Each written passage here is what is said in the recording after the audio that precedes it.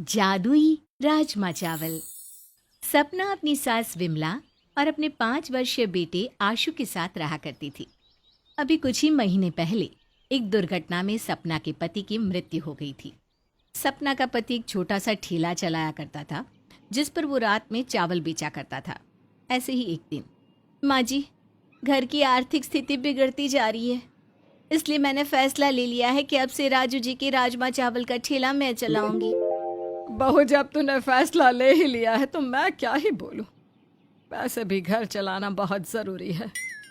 इस तरह से सपना अगले ही दिन से राजू का ठेला ले जाकर उसी जगह पर राजमा चावल बेचने लगती है जहां राजू बेचा करता था। राजमा चावल ले लो, राजमा चावल, गर्मा गर्म राजमा चावल सिर्फ 20 रुपए प्लेट। एक बार आओ और बार बार खाओ। सपना पूरा दिन एक पेड़ के नीचे रोड के साइड में खड़े होकर राजमा चावल बेचती है और पूरे दिन में उसके पास केवल 2 या 4 ग्राहक ही आते हैं। शाम को सपना निराश होकर अपना राजमा चावल का ठेला लेकर घर आती है।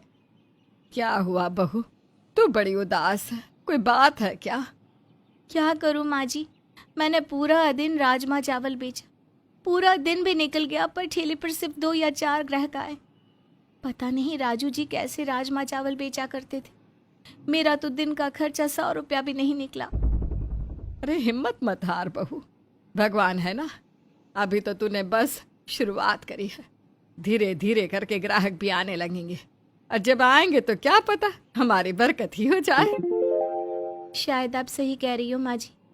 वैसे राजमा चावल काफ़ी सारे बचे हुए हैं, मैं सोच रही हूँ कि हम लोग वही खा लें।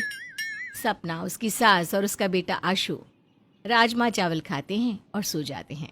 अगले दिन वो थोड़ी सी ही राजमा चावल बनाती है। बहू, आज तूने इतने कम राजमा चावल क्यों बनाए? माँ, आपने देखा ना कल ठेले पर कितने कम लोग आए थे। मैं नहीं चाहती कि अनाज बर्बाद हो, इसलिए आज मैंने थोड़े से ही राजमा चावल बनाए हैं। अगर आज राजमा चावल बिकते हैं तो कल मैं ज़्यादा राजमा चावल बना लूँगी। ठीक है बहू, तू राजमा चावल लेकर जा, मैं आशु को स्कूल छोड़कर आती हूँ। एक बार फिर से सपना राजमा चावल का ठेला लेकर अपनी जगह पर चली जाती है और पेड़ के नीचे खड़ी होकर बेचने लगती है। कुछ देर बाद उसकी सास भी पहुंचती है, जहां वो देखती है कि सपना उदास बैठी है। क्या हुआ बहू, आज भी कोई ग्राहक नहीं आया क्या? माँ जी, सुबह से दोपहर हो गई पर अब तक एक भी ग्राहक नहीं आया। अगर ऐसा ही चलता रहा तो पता नहीं घर कैसे चलेगा। अरे बहू, यहाँ सन्नाटा बहुत ज्यादा है। मेरी मान तो तू अपना ठेला उस जगह लगा जहाँ भीड़ ज्यादा हो। माँ, भीड़ वाली जगह ठेला लगाने का कोई फायदा नहीं है, क्योंकि वहाँ पर पहले से ही कई सारी दुकानें हैं जहाँ लोगों को राजमा चावल आराम से खाने को मिल सकता है। और मैंने बात करी थी वहाँ पर ठेला लगाने की, पर वहाँ के लिए ना पैसे भरने पड़ते हैं और उनकी फीस भी बहुत ज़्यादा है। पर बहू, यहाँ तो कोई आता जाता भी नहीं, फिर हमारे राजमा चावल कैसे बिकेंगे? माँ जी, राजू जी भी तो यहीं पर अपना राजमा चावल बेचते थे और उनका तो खूब बिकता था। सपना और विमला आपस में बात कर रहे थे कि तभी वहाँ एक छोटी सी बच्ची विमला और सपना से भीख मांगने आती है। आंटी, कुछ खाने को दे दो, 2 दिन से कुछ नहीं खाया। हाँ बेटा, 2 मिनट रुको, मैं अभी तुम्हें स्पेशल राजमा चावल देती हूँ। इतना बोलकर सपना खुशी खुशी उस बच्ची को पेट भर खाना खिलाती है। वो बच्ची खाना खाकर वहाँ से जाने लगती है। तभी विमला उस बच्ची को रोक कर कहती है, अरे, राजमा चावल खाकर कहाँ चली? इसके पैसे कौन देगा? आंटी, मेरे पास पैसे नहीं है। अरे पैसे नहीं थे तो यहाँ पर मुफ्त के राजमा चावल क्यों खाए? माँ जी, जाने दो ना, बच्ची है, भूखी थी, और वैसे भी भूखे का पेट भरना पुण्य का काम होता है। एक बार अपनी गरीबी से इस बच्ची के हालातों के बारे में सोचो। पर बहू, हमारे हालात भी तो अच्छे नहीं है ना।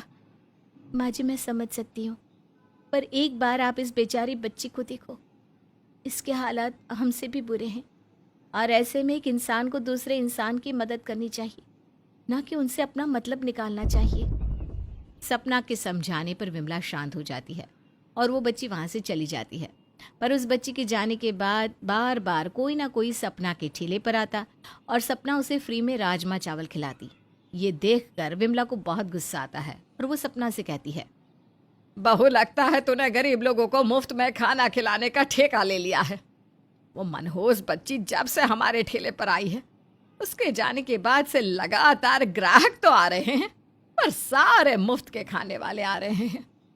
किसी के पास पैसे नहीं होते तो किसी का पर्स चोरी हो जाता है, तो किसी के पास लाचारी होती है। जी शांत हो जाइए। ये सोचिए कि जहाँ हमारे ठेले पर एक भी ग्राहक नहीं आ रहा था, वहाँ लोगों की भीड़ तो जमा होने लगी। और वैसे भी ये राजमा चावल कल सुबह तक खराब हो जाते, उससे तो अच्छा है ना कि किसी के पेट में चले गए। सपना जब अपनी सास से इस बारे में बात कर रही थी, उस समय एक साधु महाराज सपना के ठेले पर खाना खा रहा था।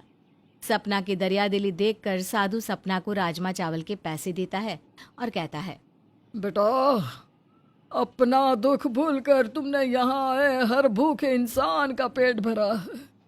तुम्हारी ये दरिया दिली देख कर मैं अति प्रसन्न हुआ। धन्यवाद साधु महाराज।